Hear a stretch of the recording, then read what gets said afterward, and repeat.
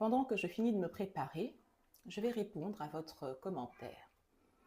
Pour ce faire, je vais lire un extrait d'un livre que j'ai beaucoup apprécié cette année, Être marié n'est pas le plan A, qui nous vient de Coco d'Amour. Le mariage apparaît ainsi comme le plan A pour la femme, car c'est son unique espoir pour obtenir de la valeur, de la visibilité et être prise au sérieux. Des femmes célibataires se voient obligées de porter une bague pour que leur prise de parole soit considérée en réunion ou pour éviter le harcèlement de leurs collègues masculins. Par ailleurs, des femmes divorcées taisent leur situation et gardent leur bague par honte. Je ne peux compter combien de fois des abonnés m'ont demandé si j'étais mariée, que ce soit à cause de mon féminisme assumé ou parce que j'osais aborder un sujet tabou que, selon leur conception, une femme mariée ne devrait pas traiter. Seules les femmes mariées peuvent avoir une voix car un homme les a validées. Dans la communauté noire, il y a même une hiérarchie de femmes selon leur statut matrimonial, avec les femmes mariées tout en haut, les veuves au milieu, les célibataires et les femmes divorcées tout en bas car elles n'ont pas de mari. Vous savez, le patriarcat a été institué par des hommes, mais il est maintenu par les femmes. Toutes ces femmes qui se taisent alors qu'elles vivent des mariages chaotiques. Toutes ces femmes qui continuent d'œuvrer pour que d'autres femmes se marient dans les mêmes conditions qu'elles, alors qu'elles savent qu'elles souffrent terriblement dans leur mariage. C'est à cause de ces femmes que le patriarcat s'est installé.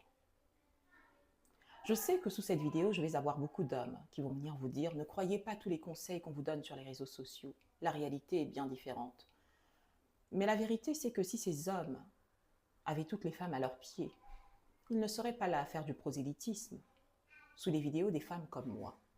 Lorsque je dis que la femme doit connaître sa valeur, lorsque je dis que la femme ne doit pas chercher à être utile à l'homme. Ne faites jamais pour un homme ce que vous n'auriez pas fait pour vous-même. Jamais. Je ne suis pas là pour vendre le mariage, parce que je sais que toutes les femmes n'auront pas accès au même type d'homme auquel j'ai eu accès. Je le sais. Et je ne veux pas mettre dans la tête des femmes qu'il existe des exceptions. Je veux que les femmes soient prudentes. Je veux qu'elles sélectionnent. Je veux qu'elles choisissent. Parce que si je m'amuse à leur dire de baisser leurs standards, elles risquent de le payer cher. Très cher. Donc, mesdames, ne baissez pas vos standards pour un homme. Ne faites jamais pour un homme ce que vous n'auriez pas fait pour vous-même. N'hésitez pas à remplacer un homme par le vide. Certains vont venir parler de solitude, mais il y a des femmes qui sont mariées, qui sont profondément seules, qui ne vous le diront jamais, parce que comme je viens de vous le dire, il y a une hiérarchie établie par, moi je les appelle les Hans Kelsen de l'obscurantisme, ces gens qui ont établi une hiérarchie des femmes, qui ont placé les femmes mariées en haut de la pyramide. Cette sacralisation les muselle aujourd'hui, les empêche de dire ce qu'elles traversent réellement dans leur mariage. La force de la femme doit résider dans sa capacité à remplacer un homme par le vide, jamais dans sa capacité à faire à la place de l'homme ou à être utile à l'homme. Voilà ce que je pense. Voilà ce que je pense en tant que femme mariée, depuis plus d'une décennie, ayant 2 enfants, heureuse, épanouie, qui n'a pas eu à choisir entre sa carrière et sa vie de mère ou sa vie d'épouse, qui ne doit pas raser les murs dans sa propre maison, qui ne se sent pas seule, qui ne se sent pas redevable. Voilà ce que je pense. Ne cherchez jamais, mesdames, à être utile à un homme. Toutes ces femmes qui viendront sous ma vidéo me dire « Mais la Bible nous dit que la femme est une aide semblable, que la femme doit être soumise. » En amour, il n'y a pas de soumission. Il n'y a pas de soumission en amour. Un homme qui vous aime n'attendra jamais de vous que vous soyez soumise. Jamais. Il vous convaincra par des actes pour que vous adhériez.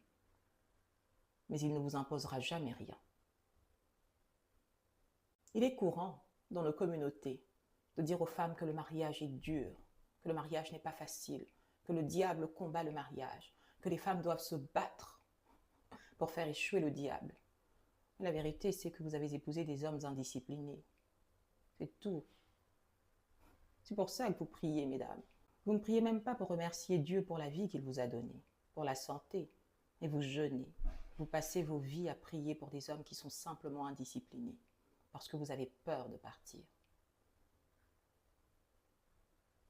Ne cherchez pas à être utile à l'homme.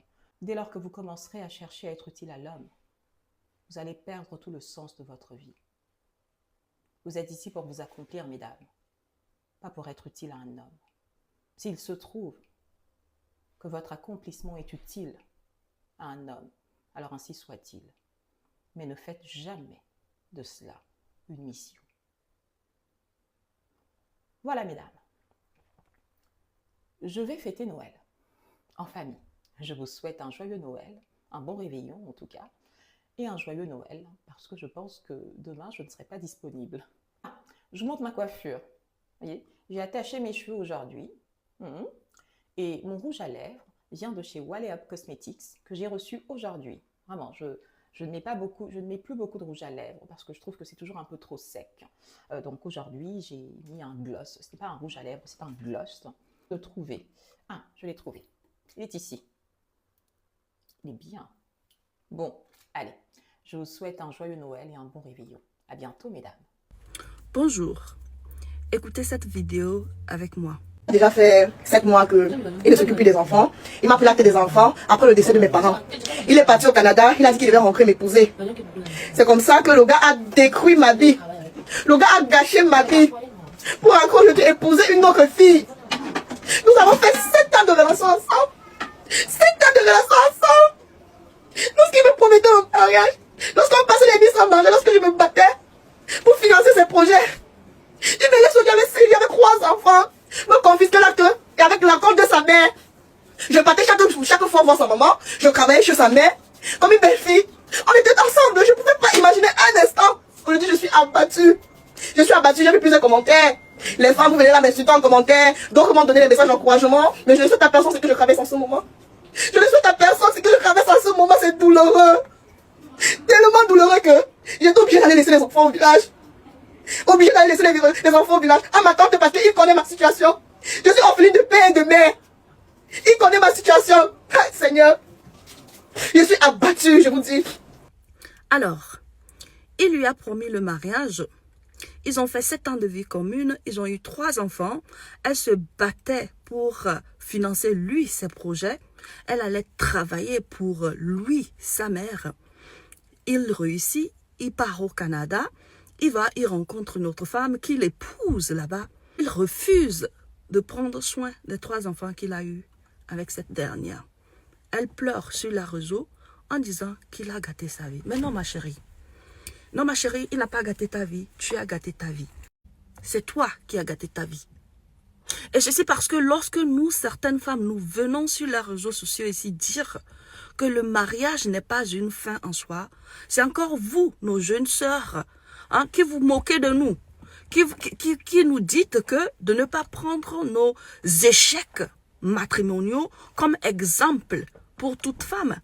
Alors, le mariage n'est pas une fin en soi. Ce dont on parle là, c'est ce que tu es en train de vivre là. Parce que tu as pris ton mariage comme une fin en soi. On t'a travaillé pour lui, tu lui as fait des enfants, tu as investi dans lui ses projets, tu as travaillé pour sa mère et tu t'es négligé. Si le mariage était une fin en soi, tu ne serais pas en train de pleurer parce que tu as travaillé pour le mariage. Mais voilà toi qui es en train de pleurer, c'est toi qui as gâté ta vie. Ce n'est pas lui qui a gâté ta vie, c'est toi. Ce qui m'intrigue dans tes propos, c'est que lui, il t'a promis mariage. C'est tout ce qu'il a dit. Il t'a promis mariage et à cause de ça, tu t'es donné à fond. Pourquoi est-ce que nos sœurs ont de l'addiction pour le mariage? Pourquoi est-ce que vous avez cet amour fou pour le mariage, je ne comprends pas. Récemment, Eunice Obi est sortie faire des vidéos épisode sur comment un pasteur l'a piégé avec mariage. Comment est-ce qu'on piège une personne avec mariage? Sinon que le mariage est une chose très importante, si importante que on se serve de ça pour te piéger au point où tu tombes dans le piège. Je ne comprends pas pourquoi nos sœurs ont cette addiction-là pour le mariage. Si vous avez de la désespération pour quelque chose, c'est dans cette chose-là que va sortir votre douleur. Donc, à cause d'une simple promesse de mariage, cette jeune sœur a fait 3 enfants à un homme. Elle a sacrifié son temps à travailler pour que lui réussisse. Et voilà, aujourd'hui, il a plaqué. Nos sœurs doivent comprendre quelque chose. Que tu sois belle, que tu sois intelligente, que tu sois lettrée, que tu sois riche ou pas, du moment où tu es une femme, tu n'es pas exempte de la douleur émotionnelle qu'un homme peut t'affliger. Tu n'es pas exempte. Parce qu'il y a certaines sœurs qui pensent que oh, ça n'arrive qu'aux autres femmes. Mais non, ma chérie. C'est-à-dire, tu ne peux pas forcer un homme à faire les choses que toi tu veux qu'il fasse, qui te satisfont. Par contre, toi, tu peux t'enlever de l'équation du moment où un homme commence par poser des actes qui ne te satisfont plus. Et pour être en mesure de te retirer, pour te protéger, il faut que tu travailles sur ton cerveau. Tu dois avoir un mental d'acier. Il faut que tu travailles sur tes émotions. Tu dois être une personne qui n'est pas codépendante émotionnelle. Il faut que tu travailles sur ta poche. Il faut que financièrement, tu sois en mesure de te prendre en charge et que tu sois en mesure de prendre en charge les enfants que vous allez faire ensemble. Toi, à ce jeune âge-là, pourquoi tu fais 3 enfants à un homme? Est-ce que tu peux prendre soin de 3 enfants? Voilà, tes enfants ont fini au village avec ta tante. Ta belle-mère là, pour laquelle tu allais travailler là, elle est où? C'est ses petits-enfants, pourquoi elle ne prend pas charge de ça? Cette même belle-mère, hein, c'est elle, elle va rester sur appel vidéo avec la nouvelle belle-fille qui est au Canada là. Et c'est elle, elle va la remercier pour prendre soin de son fils pour elle. C'est elle, elle va remercier cette nouvelle femme-là d'être là pour son fils dans ce pays difficile qu'est le Canada. Mais quand on vous parle, vous n'écoutez pas. Nous avons tout fait pour attirer votre attention sur les dangers qu'on court en étant femme tout court. Lorsque tu nais en tant que femme, c'est que tu vas courir d'innombrables dangers dans les mains des hommes. Mais nos sœurs ne nous écoutent pas. Hein, nous, quand on parle, nous sommes des blessés de guerre. Nous sommes des femmes qui ne veulent pas du bonheur de nos jeunes sœurs. Nous sommes des femmes qui sont gâtées, qui veulent gâter les foyers de nos sœurs. Mais voilà où tu en es aujourd'hui. Si tu es intelligente, tu vas arrêter de faire ce bruit. Tu vas te ramasser. Tu vas commencer par travailler sur ta poche rapidement parce que là, tu as des responsabilités. L'homme, il s'en fout. Il s'en fout. Il va vivre sa vie de lune de miel avec sa nouvelle épouse. Que ses enfants mangent ou pas, il s'en fout. Mais toi, la mère, tu ne peux pas t'en foutre parce que ces enfants sont de la chair de ta chair. Tu ne peux pas t'en foutre. Ils ne mangent pas, tu ne peux pas dormir. Donc, tu vas te rattraper tout de suite, rapidement, et tu vas commencer par travailler sur toi pour te relever. Pleurer sur les réseaux sociaux, ça ne ferait qu'amuser la galerie. Les hommes adorent ça. Quand ils voient les femmes en train de pleurer pour les hommes, oh là là là là là là là, ils adorent ça. Arrête ça rapidement. Donc, ma soeur, moi, je suis plus âgée que toi et donc plus expérimentée que toi. Là où moi je suis, si un homme me fait faire des enfants et il m'abandonne, c'est lui qui va pleurer, pas moi. D'accord? Donc, ce que je te conseille de faire, c'est d'arrêter de pleurer et d'aller travailler sur toi. Ok, ça fait très mal. Ce gourmet-là, il n'y a rien qui puisse stopper ça. Il y a le fait que tu dois reconnaître qu'il y a une douleur là-bas. Tu vas la soigner. Et pendant que tu soignes tes douleurs, tu dois aller travailler pour trouver l'argent et nourrir tes enfants. Lui, il s'en fout. Il ne va plus revenir. C'est fini. Tire un trait sur lui et relève-toi. D'accord? Bon courage.